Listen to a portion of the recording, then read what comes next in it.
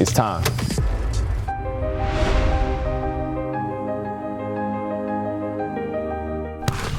Meet the future Hog under the first hoop he ever shot on. I didn't even know this was the case, but this is like the first goal you've shot a basketball at. Yeah, so, it is. This place itself, what's the memory you have of it? Man, I just grew up around here. My dad used to work here, and he's real close with Keith Jackson and 𝘐𝘵𝘴 and his two kids. So we all four of us, me, him, and my brother, we all just grew up around here, playing around, shooting, and playing football outside. Because back when I was younger, I played a lot of football. So. Yeah, and since we're already mentioning childhood, I mean, take me through your athletic journey as a kid.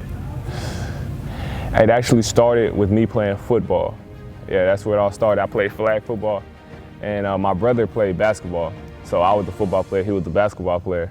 So we both played both sports, and then he really influenced me to just go and stick to basketball. After I started getting older, them linemen started getting bigger. I had to had to make that realization for myself. And I heard from an interview that you were really close with Miles growing up, and not only that, but he just motivated you to be a better athlete, looking up to an older brother like that. So what was Miles, his impact in your journey growing up? He was definitely a constant competitor. I played against Miles almost every day, outside of the house, wherever we could play. If it's in the street, we just trying to get past each other. We just always competed against each other, and I was so much younger, it was almost impossible to beat him. But I never stopped. He would never let me stop. My dad would never let me stop. So I just kept going at him, and I took a lot of L's, took a lot of losses, but I finally got to the point to where it becomes competitive, and then he really prepared me for all the challenges that I will face in life. Because just going to Florida, just going against competitors that I don't know, that I'm not aware of, that might seem that they're bigger, stronger, or whatever. I'm used to that. I'm used to playing somebody that I'm almost intimidated by with my brother, so I'm not intimidated by anyone anymore. And growing up, what really gave you that competitive edge with sports? Because I think that's one attribute that a lot of kids that don't go on to play college ball might have lacked, right? But growing up, obviously, you wanted to play with the best. So what instilled that with you? I would definitely say my brother. Just playing against him, playing against his friends. So with me following up after him, he created this legacy throughout the city, and I'm just Miles' little brother. So I just became to have that name, and I have plenty of big bros. Everybody called me little bro, from Ray to Seth to everyone around the city. So and then me going to Florida, it's really me getting away from Arkansas, because here I had an easier path here being Miles' little brother, but going out to Florida is a completely different path to where I'm out here by myself. You can either sink or swim. And you mentioned that football was kind of the passion at first, and that's when you started you off with sports, right? But when in that entire journey did you figure out, hey, you know what? Basketball is what I should be doing, and that it's what I can do in the future, possibly even in college. I figured out, I played my last football game in 6th grade. That's when I finished football, but I actually probably figured out that basketball was gonna be it for sure in the 4th grade. But that was still like in the peak of my football career. I was my team was undefeated. I was a quarterback. We was doing really good. And then that 5th grade year, I think we might have won the Super Bowl. But I was done after that. I told Coach I was done, because I'm tired of getting banged up. I got hurt a couple times playing quarterback, So I was done. And then Coach signee was my coach, and he kept picking me up from school all the time, and I would go to practice with them. Just because those were my guys still out there, and I just couldn't stay away. So I came back for that last year, but I told him I wasn't playing quarterback anymore because I was tired of getting hit. So I went to wide receiver, and that was my last year. So that's when it officially ended. And you going up through AAU and pretty much all of your time before high school hit, what was the travel like? What was your youth basketball experience like? It was definitely a journey. I played in a couple different leagues with a couple different teams. Starting out, I played for the Arkansas Magic, and so that was my first AAU team ever.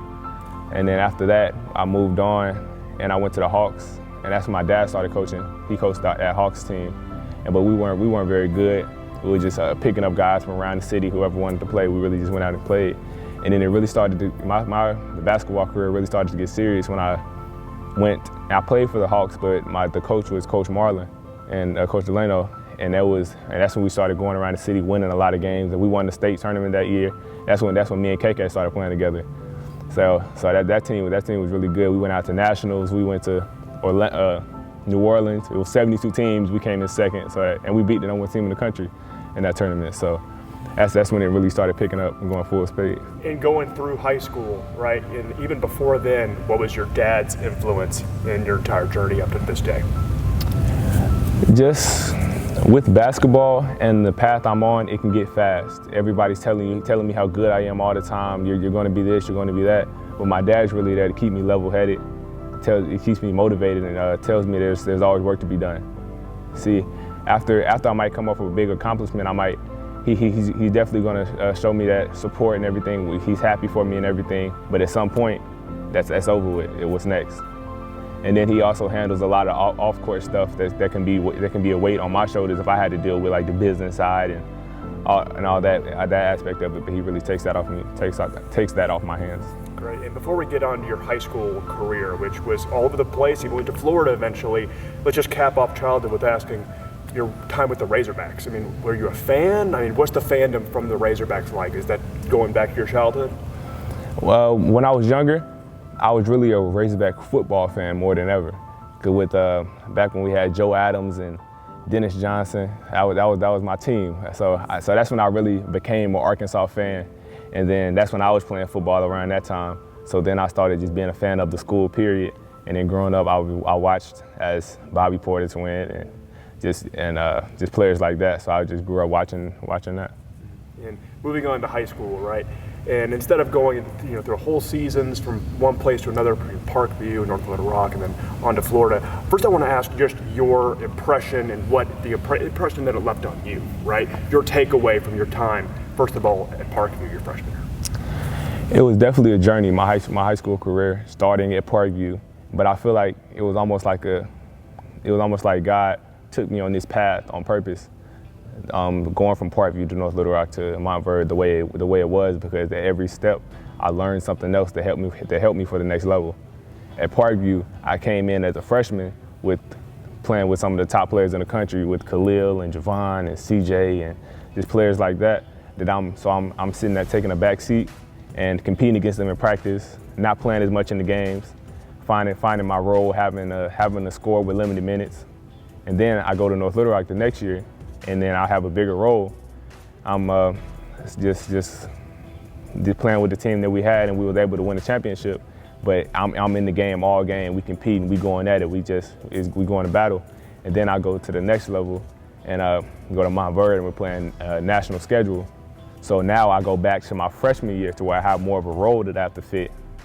But at the same time, I have to pick up from the North Little Rock times and have that same grit and able to play a full game. And that's why I feel like it's a stepping stool, because each level prepared me for the next. And it was a very unorthodox high school career, going one place to the next, but it seems like you just said it, it's almost like it helped. Each place had its own meaning for you, and it built you to the player you are and the man you are right now, right? So to have that change and to want that change, being a kid that's so young, that usually a kid that age just kind of wants to have that one group, right? That one team for 4 years, that one school. What was it that made you want to move around and better yourself that way? I would say it's just me chasing competition. In 10th grade, we won the national champion. we won the state championship. I was the MVP, so almost like we hit a ceiling right there. So now I'm just out here looking for the next competitor, and that's why I felt it was on the national scale. So that's when I wanted to compete against national competition. And moving from Arkansas high school basketball to Florida high school basketball, you mentioned that it's kind of like freshman year all over again, because you had to build yourself back up, right? Mm-hmm. What was the talent, what was the atmosphere difference between going from Arkansas to Florida, your junior year? My junior year, that's a different team than I played on last year, so it was definitely a journey, because that's when I was really trying to find my place, because I started out the year with an injury, so I sat out the whole preseason. My first time touching the court was the purple and gold game, so I was already behind on plays, on everything, so I had to really work my way up and then just make it work. And I could tell just on paper looking at your high school basketball career that you knew like basketball is the goal. Like you're here, you want to get a scholarship. But a lot of the times being a high schooler, being, 13, 15 hours away from home, that sucks, right? But to be in Florida and be missing out on some of your local town and your family, right? But that sacrifice, why did it mean so much to you? That's exactly what it was. It was definitely a sacrifice. I sacrificed 2 years at home, but I felt like the benefit outweighed what I was sacrificing. So I felt like it was worthy of the sacrifice because my journey at Montverde was more than just on the court. I have friends nationwide. My dad and mom always joke and say that I can go all the way across the world with no money because I have people that can look out for me all over the world because Montverde has students from 93 different countries. So a lot of the benefits that I got from Montverde aren't necessarily on the court, but on the same time, there is a lot on the court. This year, with the team that we had, I'm able to play with other great players, and that's a skill that a lot of people lack, and nobody really pays attention to, because when you get to the NBA, everybody's great. When you're in high school, you might be the only great player on your team. So it's a different game, and you have to be able to be successful with other players. Yeah, your high school basketball career so far came off to me like iron sharpens iron, right? Always jumping up to that next competition level, right? So from the start of high school all the way to the end, how did competition grind you into who you are right now and the type of player that you are? I feel like I've always been in the iron sharpens iron space. So when I was younger, it was really, when I was younger, it might not have even been iron sharpening iron because my brother was iron, his friends were iron, but I wasn't iron yet. They was molding my iron, I could say. So now that I'm iron, I'm able to go compete against other top players. So when I was at Parkview, it's iron sharpening iron because I'm younger and I'm competing against other really good players. So it's the same mentality, same in North Little Rock, and then definitely at Montverde because practices were ruthless. We was in there going at each other, talking stuff, you know how it goes. Just competing every single day. And when I say every single day, I mean no days off. Sunday, our only day off. But if we got a tournament, then we back in there, and we back in there on Monday. And we practicing on game days. It's just like I say, I was thrown into a pool. You can either sink or swim, because if you take a day off, your spot can be gone that quick. And being in Florida, being so far away from home, was there a moment in time where you just got really homesick and it's tougher than people might have imagined it? I would definitely say I did. I didn't anticipate that it would be that much of a difference because when I'm at home, I spend a lot of time at my friend's house anyways. So it's like, I feel like I'm not just necessarily a homebody, but at the same time, once I got that far away, and time started to pass, I realized how much I missed home, and that had something to do with me wanting to come back home and go to school. But just to answer your question, I feel like around the holidays is when you really start to feel it, like missing Thanksgiving at home. Christmas, we didn't get to come home for Christmas this year. It's just a lot of sacrifices like that. But I mean, that's something that I think also prepares you for life in basketball, because how many college kids just go home for Thanksgiving or oftentimes Christmas. Absolutely, yeah. And going forward, through high school, you ended up getting a lot of interest from colleges, and you ended up getting these stars, right, in this attention online. So as a kid, being only 16, 17, going on 18, to have that attention, how do you keep level-headed? I know you have your dad, but just you yourself, how do you kind of stay selfless and stay humble? The cliche saying, there's always someone else working somewhere in the world. And that's true. And you never know when you're gonna meet them. So I feel like I'm naturally, personally, I just don't like feeling like I'm being outworked. So I might go work out, and then I come home and I'm ready to relax, and now my brother's going to work out. We would have both only worked out once, but I feel like if I'm in here chilling and he's working out, then he's getting better than me, so I got to go work out again. It's just my mindset that's just something I really don't like, because I feel like if you outwork me and you beat me, then you deserve to beat me.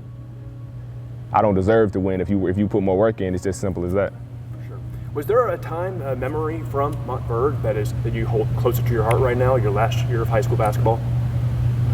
It was plenty of times this last year, definitely, because my team was more than just a basketball team. We're a family off the court and then on the court.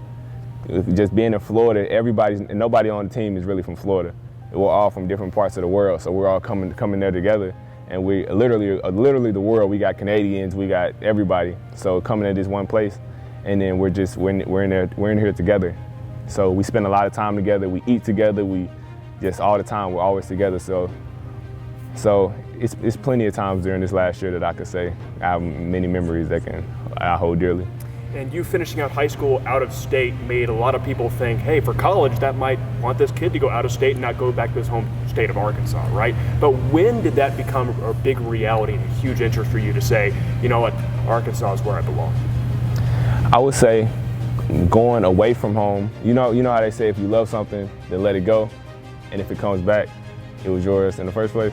So I feel like me leaving home and getting a away from home experience out here with everybody really brought me closer to home, because I was missing home, I was missing my family.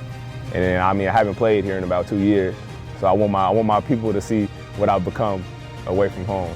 So I definitely say. You just mentioned like showing your people what you've become, right? Well, I heard multiple times in past interviews from you saying that, hey, like I want to help put Arkansas basketball on the map, to show that there's all this talent in state that's staying in state, going to Arkansas. So for you personally, to really represent Arkansas talent like that, what does that mean? Yeah, it means the world, because I feel like there's a lot of talent in Arkansas that goes unnoticed, because it's hard to really get exposure from Arkansas. Because in 10th grade, in Montverde this year, I caught an alley-oop dunk and dunked on somebody, and then that video went viral. It blew up. It was on every social media site you could find. But my 10th grade year, I went baseline and reverse dunked on 2 people, and the only person that recorded was my mom. So it's harder to really get exposure when you're somewhere, because in states like California or Texas, it's ball is life and slam, and everybody's at every game, so anything you do will get publicized. But when you're here hooping on the backcourt, nobody really sees it.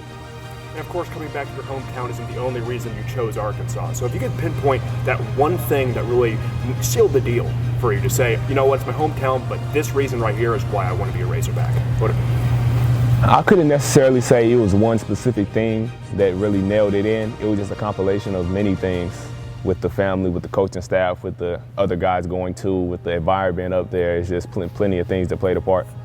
And Muss, of course, you've talked a lot about how awesome Muss was in the recruiting trail, right? Mm-hmm. But how was he so charismatic and believable with recruitment and showing you what the potential is like for the Arkansas program in your time there? I would definitely say I could tell that Muss was really genuine and just a real dude. So throughout the recruiting trails, it's a lot of people out there just telling you whatever you want to hear, but he wasn't necessarily doing that. He was telling the truth. It was stuff that he would say that might not even be the most pleasing thing to hear, but it's the truth. And he would sacrifice your feelings just so he can tell you the truth, and I really appreciated that. And then just knowing his journey, just knowing he's been through what he's been through in his journey, he still fought and stayed on track, just shows that he's mentally prepared to conquer any goal. Yeah, and here we are in Little Rock right now, and we're 3 hours away from Arkansas, University of Arkansas, and yet everyone loves the Razorbacks in Arkansas, and it's this huge deal. So you just saw it, Jalen, 𝘐𝘵, Debo, they became Razorbacks. You're becoming a Razorback even though you left the state, right? So what is the pull to be a Razorback when you grow up in Arkansas? Growing up in Arkansas, you definitely going to see Razorback stuff everywhere. You're going to see Razorback fans everywhere, so it's like instilled into you. And I really didn't even notice how much of an impact it had on me until I moved away from Arkansas. And then I'm having to argue with kids from all over the world how good Arkansas is, what they don't know. I'm coming up with plenty of facts that they never heard, but it really just gave me this sense of home. And I'm defending my home. And you already said that your goal, your freshman year, is you're going to win a national title, and you really believe it, right? But for a personal level, the growth that you can have from this point and a year from now, what do you hope that to be? I would definitely say my number one goal is to to better my team and make me able to help my team win. Just play my part. Cause my dad always says this when we might be getting in the car about to go somewhere. If we're going to my brother's practice, then you're non-essential. Therefore, you don't have to be in the car. You can be left. So that mindset, it takes me past that one scenario. If I'm on a team and I'm not carrying my weight, then you're non-essential. You don't have to play. I want to be sure to be able to carry my weight and help my team be successful. And I know your dad, his saying is smooth sea never makes a skillful sailor. Yeah. So since you've been through so much competition, 3 different schools already, and you've went through this national attention and you're going to be a Razorback, what gives you that X factor on the court that might not a lot of other freshmen have, just in that sense? I would say that I've been through so much. So I didn't have a smooth sea. Like I say, my high school journey was very unorthodox. So a lot of people didn't go through what I've been through. And therefore, I feel like I've learned from all the lessons that I've been around, that I've went through, and because I made it through them all. Therefore, my end product is battle tested. And I know Muss was talking about that he was impressed with the fact that you read the entire NLI just to make sure you knew what you were signing, and that just goes to show like your attention to detail. So can you give some more insight into the attention to detail you have with scouting reports, the game itself? I'll say that also comes from my dad, because he always emphasizes patience. And you know, this recruiting, this time period can go by so fast that sometimes you have to slow down and really realize what you're doing. So I felt like with the contract, you should never sign a contract without reading it. I want to be sure and be 100% positive on what I'm signing or what I'm putting my name on. And I feel like a lot of people really wanted me to hurry up and do it faster. But I feel like it's not you signing the paper, it's me. So I want to be 100% confident and 100% sure on what I'm signing. So speaking of being 100% sure, you saying that you guys can win a national title, why not us at Arkansas next year? What makes you 100% sure? I mean, I feel like we're all shooting on the same hoop. We're all playing on the same floor. So we just knowing with the coaching staff we have and the team we have, why not us? And you going on to play at that next level, SEC, compared to Montverde, the international talent there, right? How excited are you? What makes you so excited to be playing at that top level? Like I say, I'm always chasing competition. And I feel like this is the highest level of competition that I can compete on right now. Therefore, I'm excited for it. And one thing that stuck out to me, what you said, is that, hey, people, we shouldn't be afraid to play other teams. They should be afraid to play us because we're going to be the champs, right? Mm-hmm. What gives you that confidence? Since you've played against so many guys and you've had this journey, but what has instilled that confidence in you that you already know in your heart, like, you guys have that potential next year, no matter what anyone says? I would say that I have played against nationwide competition. So I know what the best looks like, and I feel like the guys that we have aren't anything different than the best that I've seen anywhere else. Just because we might not have the same media, the same publicity that they have, doesn't mean that when we get on the court, and when it's me and you looking eye to eye on the court, you're not any better than any of the guys that we have.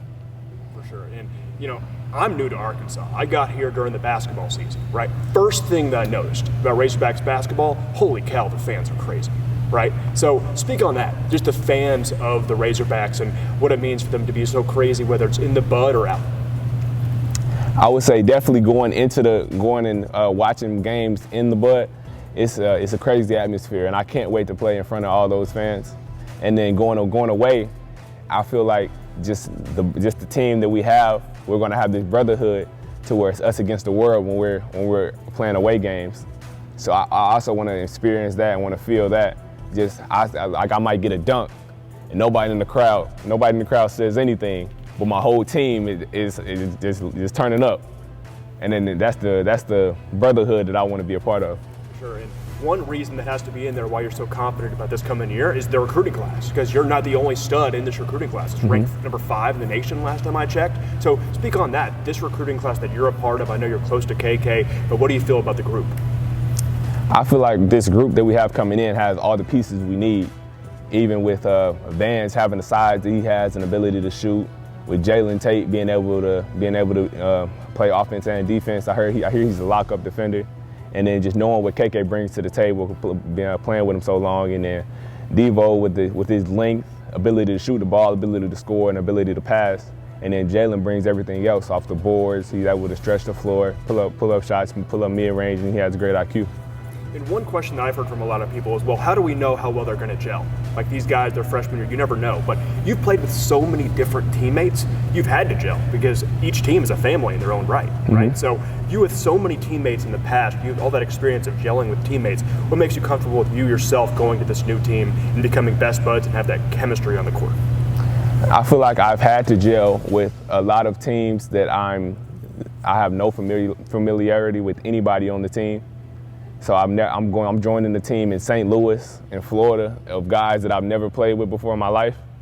And then now I'm going up the street to play with guys that I've been playing with or against my whole life. It doesn't compare. It's going to be a lot easier than I feel like it will be. For sure. And first time I met you, and the only time I've ever met you, you were a commit. And now I'm seeing you're a signee. So what's the difference in mindset, knowing that it is a done deal, you're going to be an Arkansas Razorback, and you don't have really that option to maybe flip? I feel like when I committed, that option went out the window, because when I put my name on something, I make it a point that I want to fulfill that. It's almost like a promise. And so I feel like now that I've actually officially signed, it's time to get to business. And that work ethic of getting to business, what does that look like? What's the work ethic behind your success?